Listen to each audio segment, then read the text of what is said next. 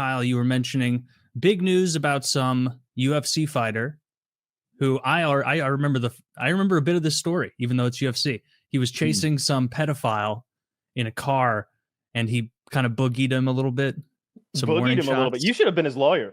You should have represented Cain Velasquez. He wouldn't have gotten the 5 years. Was that very charitable of me? Was that not? Oh my God. So yeah, a relative of former UFC heavyweight champ, right? Cain Velasquez, yes. Badass. I think Woody holds him in higher regard than I do, but I think of him as one of the like Mount Rushmore heavyweights. Like that guy was a badass. If he was doing it today in his prime, like I don't know, he's a bad man. The other fighters respect him more than other champions. Scary guy too, like just to look at, just intimidating, big, enormous man. He's what you would think a UFC heavyweight would be. But I think it was his daughter or son or cousin, some relative of his got molested, and then he, in a fit of rage, took off after them in traffic and firing a handgun at them, I believe, and he hit the wrong person and hurt them pretty bad, I think. And we all make mistakes. That's fair. Yeah. So yeah, he got sentenced to 5 years. That happened the other day. Which I wonder what he'll serve, and that it could have been a lot worse. Oh yeah, 5. Did the guy who he shot? Does he have like permanent damage? Like is that guy's the innocent guy? Is his life fucked up at all from it, or was it like, oh, you caught a little bit of the meat of my calf? I'm going to be out for the next 8 weeks. Not sure. He hit him in the arm. Make a difference. He hit him in the arm and in the torso. He shot him twice.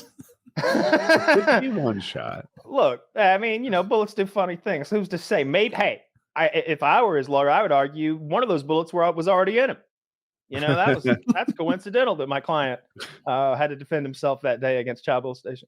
Yeah, he shot him a couple times, I think, and I think he had some serious hand injuries or nerve involvement. I remember reading something about that at one point. So not good stuff. Yeah. Zach's saying they may give him time served. I would be shocked. I thought they sentenced him to 5 years. I don't know if there's another sentencing, post-sentencing, whatever. The legal system is weird, state to state and federal when you try to understand something and you're not a lawyer. But I mean, he deserved the 5 years. Let's be real. You can't. We understand why he did what he did. We wish he'd gotten the bad guy that he'd intended to get. Then he probably wouldn't get the 5 years. If he'd accidentally shot or he'd on purpose shot the guy he meant to shoot, they don't give him 5 then. But no, they shouldn't give him anything then. If you were that innocent person, you wouldn't be like, oh, I understand. You were trying to get a bad guy. Cool. You'd been like, fuck you, dude. My arm never works again. I can't play PlayStation. Fuck you. Yeah. Heavyweight Can you UFC imagine, champion? like, you rich piece of shit. Fuck you. That clip we all enjoy of that dude in the airport who like shoots the pedophile being marched by, and he's why Gary, why? Like if he would have turned around and accidentally blown the head off some stewardess, no one would be like, oh man, he was so mad. I understand. It's like, no, it's understandable to shoot the molester, but you get some innocent guy. You just hit a limo driver holding a sign up over there. I found some details that I think we've been looking for. An armed Velasquez chased after a vehicle that contained Galarte Jr., his stepfather, and his mother. Now, Galarte Jr. is the guy he's mad at. He rammed the vehicle with his own before pulling out a firearm and shooting at the man through the window, missing and hitting the man's stepfather and causing him non-life-threatening injuries. So it made it sound like it was one shot. I don't know for sure. But, okay. And I also got, so anyway, I didn't realize it was a stepfather in the same car, stuff like that. That does make it more. I was picturing some wild misses, like some guy is on his way to the park and just gets winged. No, he was in the car. Also. Like he hit the right car and everything. They don't let him go in Texas. Maybe, not for the innocent guy. That he might be getting put. Not to with death. that last name. Might execute. Oh yeah, I didn't. Actually, no. They'd send him. He'd be the toughest guy in that El Salvadorian prison. In the U.S. Like, no, you do not understand. I am Cain Velasquez. Whack! You hear something about Trinidad. Yeah. So he's going to go to jail for 5 years ish. He'll get off with. He'll do less than that as long as he's good. And I can't imagine anybody bothering him or trying to like prove themselves against him. It would just be a suicide mission. He's going to be fine. nobody's going to bug him. If anything, he'll have like good treatment. People will be fans of his, not only because of who he is and what he is, but because of why he's there. You know, he accidentally maimed a pedo's opposite stepdad. of a chomo. Mm-hmm. Yeah, he's the chomo enforcer. Have you ever seen that? It's got Jamie from Game of Thrones in it. The movie Shot Caller. Of course, yes. It's pretty cool. He like goes to prison and then he kind of just has to become a lifetime prisoner because people get shit on him, the gangs and everything. And they're like, hey, if you don't want to get stabbed to death by toothbrushes, you're going to kill this guy. And it just escalates until he's no longer like, I'm going to get out of jail soon. It's like, he's a lifetime guy. That could be the path Cain Velasquez is. You know why I watched that movie? I read on Reddit, the world's most reliable source, that movie was realistic and that it like accurately depicted the way that like management structures work amongst the inmates. I was interesting. Yeah. It'd be like I always have trouble believing internet commenters about everything, not Reddit any more than other things, but Reddit, I just picture someone being like, hi, ex-felon here. Thanks for the gold kind, stranger. This is pretty close to reality. Except I was on the other side of the coin. See, when I was being molested by the gangs.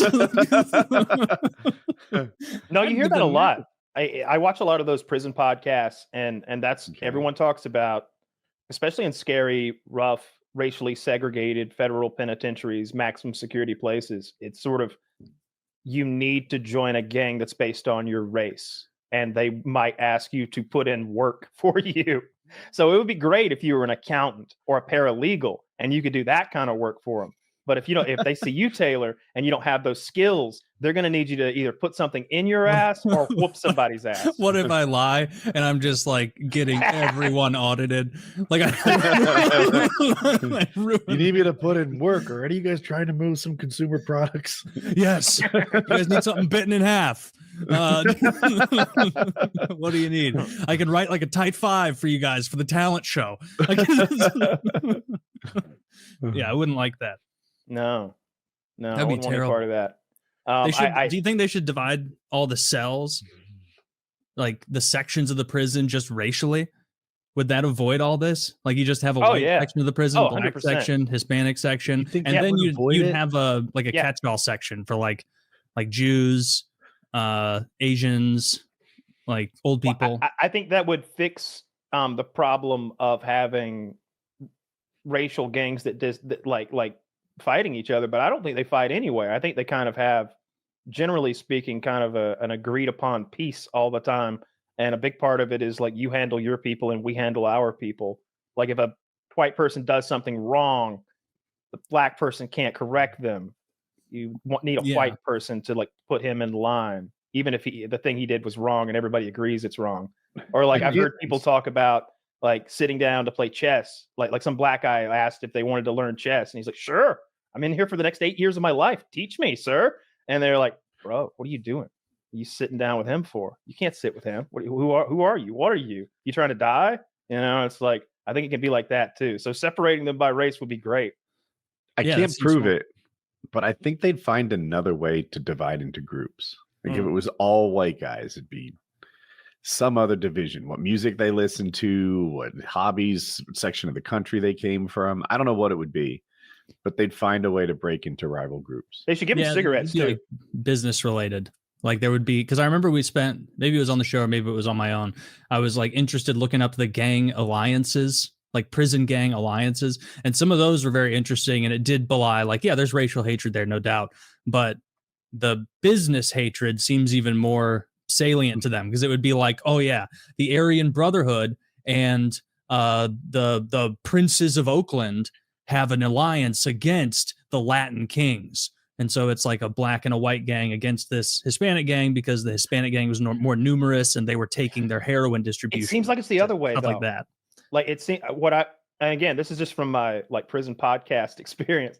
I hear them talk a lot about how it's the Mexican gangs and the white gangs will often like be buddies to deal with the blacks. Like that happens frequently. And to me, it always sounds like some Lord of the Rings stuff. It's like, the tricksome elves. Yeah.